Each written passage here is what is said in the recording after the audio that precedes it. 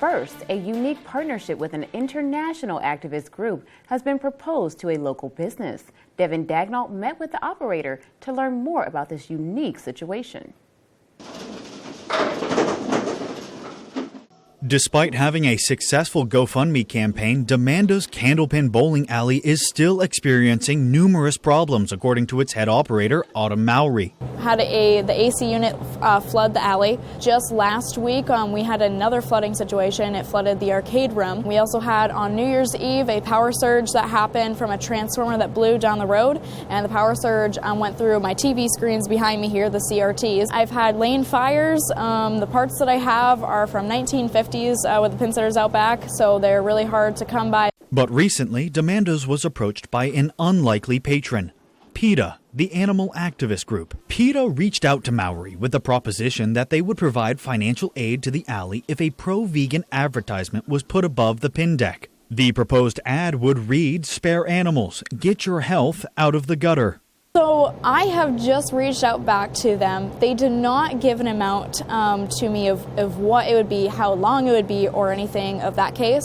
I actually didn't even know what they wanted for an ad until I saw an article they released saying that they had reached out to me. In addition to the advertisement, PETA is asking for some alterations to the bar and lounge that is attached to the alley. According to Mowry, PETA is looking for the bar to add some vegan options to the menu, but did not disclose how much of a change was needed. Mowry's fiance and owner of the bar and lounge, Ryan Lounder, says that he isn't opposed to the menu additions, but he does have concerns. You start buying stuff like that, there's going to be more waste because there's less ordering and the products themselves are more expensive. So it's not something that I have right now or necessarily know for sure if I have as an option to do. For now, Mowry plans to discuss the potential relationship further with the activist group, but nothing has been made certain yet. In Ellsworth, Devin Dagnall, ABC 7 and Fox 22 News.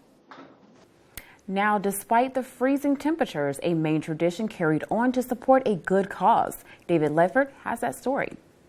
Saturday, the 50th annual Dysart's Snowmobile Ride-In paired up with the 36th annual Q106.5 Celebrity Egg Ride. The event raises money for Pine Tree Camp, a summer camp for children and adults with disabilities. Participants lined up on their snowmobiles and filled their shirts with Jell-O eggs instead of regular ones, due to the egg shortage. Each egg represents $50 raised for the cause. Everybody really wants to support what we're doing, so it's a wonderful feeling, and it's an amazing opportunity for everybody, for us to be able to see the support that we have in the state. Although the ride is typically longer, organizers say it was shortened to just a quick trip from Penobscot's Snowmobile Club to Dysart's in Herman, in order to keep people safe from the severe weather.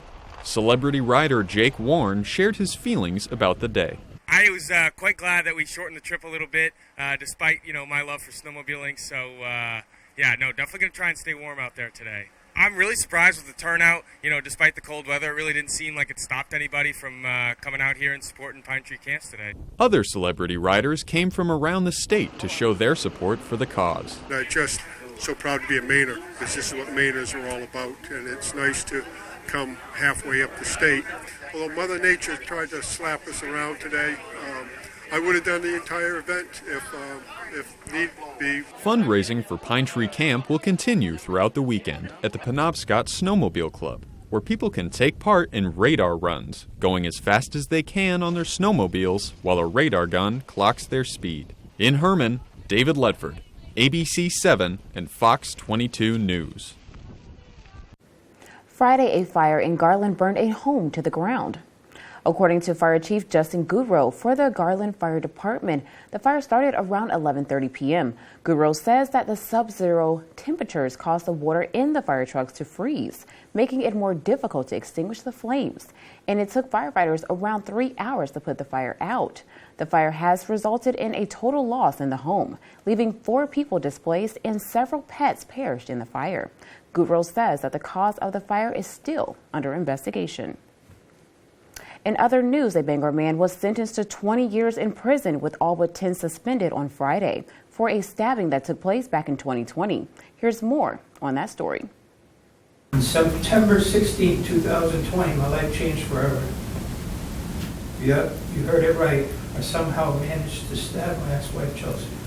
It seems like something bad needs to happen before you realize how precious and short life really can be. Joshua McAuliffe was convicted of elevated aggravated assault and endangering the welfare of a child after stabbing his ex-wife and later grabbing one of his 2 adopted children while being held at gunpoint by officers.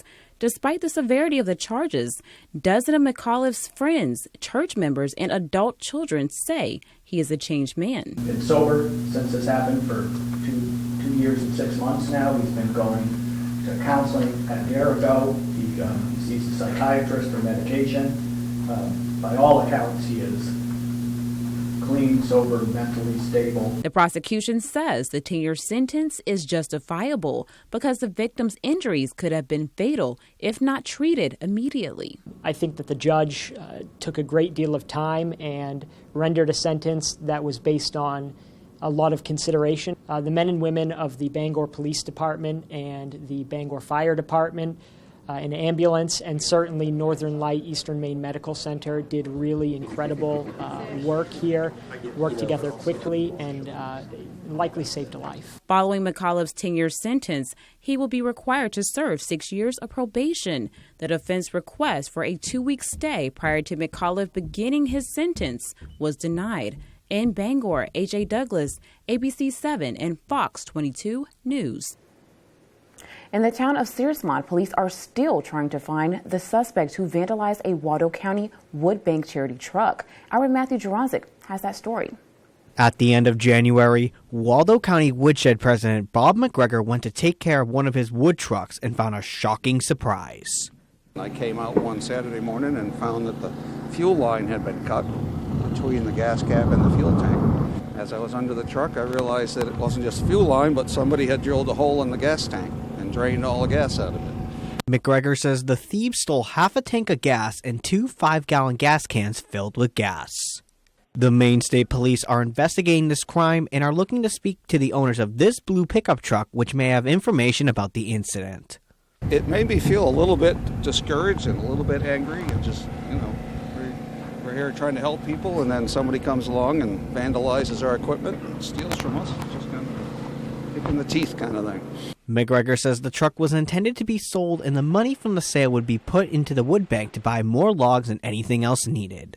As the investigation into this incident continues, McGregor has a message for the vandalizers. We're here just trying to help people make it through the winter and stay warm, and to come out here and find our equipment vandalized, it's senseless. It makes no sense to me. In Searsmont, Matthew Juranczyk reporting for ABC 7 and Fox 22 News. The owner of a towing company is facing charges for illegally towing vehicles. 19-year-old Bruce Likowski, Jr. of Bangor, was arrested in Elton Thursday. A Bangor detective says the department received several reports of the All Towed Up company in Elton towing vehicles without parking violations or requests from the property owners. The victims were forced to pay large impound fees to regain possession of their vehicles. Likowski is charged with theft.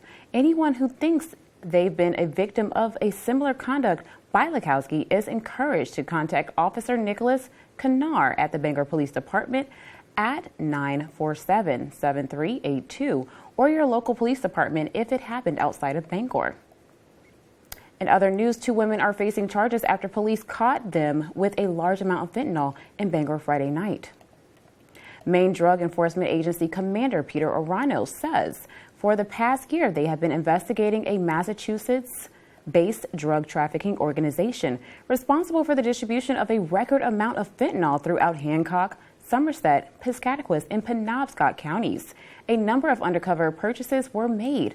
Last Friday night, investigators identified a rental vehicle coming from Lawrence, Massachusetts area that had entered Maine to allegedly distribute more fentanyl. At around 10 p.m., the vehicle was stopped on Union Street in Bangor. 24-year-old Chris Melly Guzman and 22-year-old Ari Polanco Caceres of Lawrence, Massachusetts were arrested and charged with aggravated drug trafficking. Arundel says a search of the vehicle turned up almost 1.5 pounds of fentanyl. That is an estimated street value of exceeding $94,000. Arundel says the investigation is ongoing and more arrests are likely. Now let's turn things over to Conrad Supinski, who's in now with the first look at our forecast. Thank you so much, AJ. All right, our bitterly cold temperatures have finally retreated. They are deep into Canada now. Those pink and purple colors are up there now. But look at all this warmer air starting to make its way up. New York City close to 50 degrees. I feel like they even haven't had a winter this year. They only had less than half an inch of snow so far this season. Incredible stuff. Our high temperatures today were much warmer. Temperatures were around 30 degrees here in town, even above freezing temperatures by Bar Harbor. But take a look just up north, still some cold air locked in, some teens. That was the higher temperatures we had. Feels like temperatures much colder than that. Here in town, though, not looking too bad. We have a little bit of a breeze, so it does feel like we're in the mid-20s. But look at Greenville, though. They do have a little bit colder temperatures with more stronger winds, creating a cold feels like temperatures. But warmer temperatures will be making its way in here very, very shortly. Right now, we do have some mostly cloudy skies. We had a couple of flurries earlier this morning. Overall, though, a minor accumulations, a dusting or two. Temperatures tonight, though, will continue to cool off. We'll be hovering in those low to mid-20s. Thanks, Conrad. No complaints about that forecast. We'll be right back. Stay with us. Having a hard time finding that perfect gift? No worries. From now until February 14th, Quality Jewelers is offering one-stop shopping for all your Valentine's Day needs. Every purchase will come with a bonus gift, and our gift package makes shopping this Valentine's Day easy. You'll get chocolates, a stuffed animal, and a Valentine's Day card to fill out. If you're looking for the easiest way to really impress that special someone, look no further than Quality Jewelers. Quality Jewelers, locally owned and operated, Penobscot Plaza, Bangor. Pond Hill Farms in Brooks, Maine offers 100% grass-fed beef in a variety of ways. Choose between individual cuts that are state inspected and ready to pop in your fridge or freezer. If you're looking to stock up, Pond Hill Farms offer the option to purchase hanging weight by quarter, half, or whole. We also offer live cattle if you're looking to grow your own herd. Pond Hill Farms also offer rental cottages with spectacular views of the farm and the Maine outdoors. Whether you're looking for fresh Maine meat or a gorgeous place to vacation, Pond Hill Farms is the place to be. It is said that the eyes are the windows into the soul, which begs the question, can a window have a soul? At Renewal by Andersen, we think so.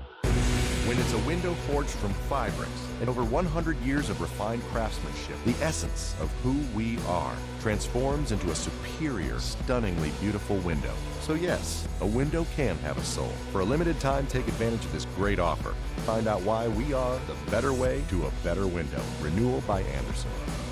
Are you looking to have some fun, including soaring on Skyrider and the ultimate indoor zip line? Well, come over to Urban Air, Bangor's #1 birthday party destination, located at the Airport Mall. Urban Air has gravity-defying attractions for all ages, including our Warrior Course, trampolines, enormous arcade section, and climbing walls.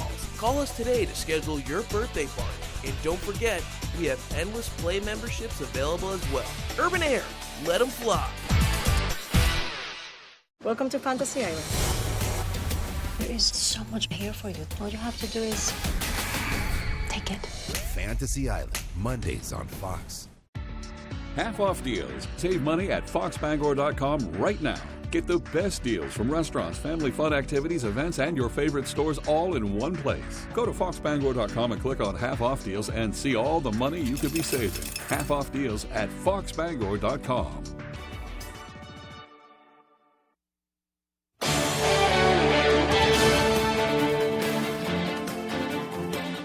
If you're looking for a new car, you might not need to look any further than your computer screen. David Ledford has more. With a national supply shortage affecting sales, some Bangor car dealerships have found new ways to help customers get what they want. Car shoppers can now make an online order for their new ride, custom picking their own features and specifications, designing their dream car without ever getting behind the wheel.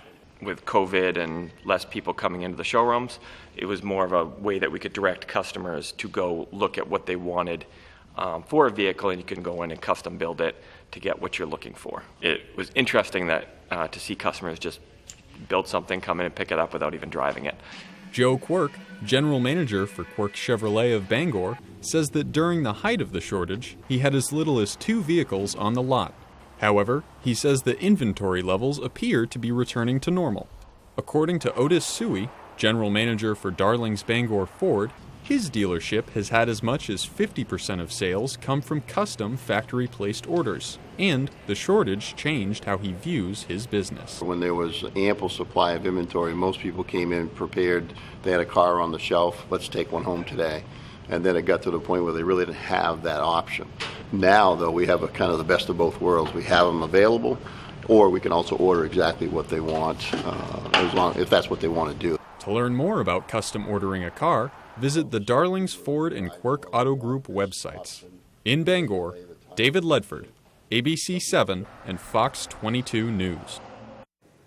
The 3rd Battalion, 142nd Aviation of the Maine Army National Guard is set to deploy next week. We spoke to one of the soldiers who will be leaving his family and another career of service behind. Getting to do something that you always grew up wanting to do is incredibly fulfilling. Abel Gleason knew he wanted to be a pilot ever since he was a kid. Nowadays, when he's not on deployment with the Maine Army National Guard, he's serving the community he grew up in as a pilot for Life Flight of Maine. I flew for the airlines for a while, and while it's validating to get to fly at all, it's very validating to get to fly for something that's a greater purpose and actually gives back to the communities that we're all in. I wouldn't leave this job for the world. But in the coming days, Gleason will leave this job and his family behind for a year as he deploys to U.S. CENTCOMs in the Middle East. As a civilian soldier, deployment is something he stays ready for. But as a husband and father with a son on the way, leaving for duty this time carries extra weight. There's a stereotype about military guys not being that forthcoming with their feelings.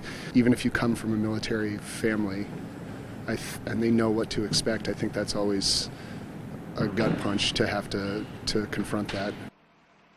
Chief Gleason isn't alone. Well over a third of Life Flight's employees have served, not to mention 100% of helicopter pilots in Bangor are veterans. He says the strong military connection within Life Flight makes the whole process a little easier. It truly is a band of brothers and sisters, and the wellspring of support that's come forth mutually from everyone and all of our families as well to support one another while we're gone has been something very touching and reassuring to see.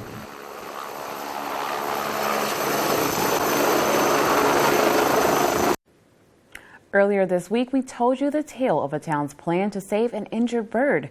David Ledford has the latest on their wild goose chase. Despite the bitter wind chill, Plymouth residents flocked together Friday to try and rescue an injured Canadian goose. Known as Lucky Duck, the animal has evaded capture since the summer. But with the dropping temperatures, locals ramped up their efforts using fencing, nets, ropes, and even the fire department to try and bring it in. However, after an hour of attempts, would-be rescuers flew the coop. He outsmarted us, outran us, he went in between us, he did. He's quite a survivor, so we're hoping and praying that he survives this weekend. Those in attendance explained why the duck was so difficult to catch. Well, that dam, you're not going to get too close to it by that dam, nobody's going to get the kayak there. But we gave it a try anyway. Go from there. Local resident Steve Dupuis shared his feelings about the day's outcome. I'm a little disappointed. I thought we really could catch him. It's so cold out. I didn't think he'd have much energy. He hasn't eaten for 2 days. So I really was in hopes that we would catch him. While some have called it quits after this failed attempt, Dupuis says he hopes to try again next week, with or without the help of others. In Plymouth,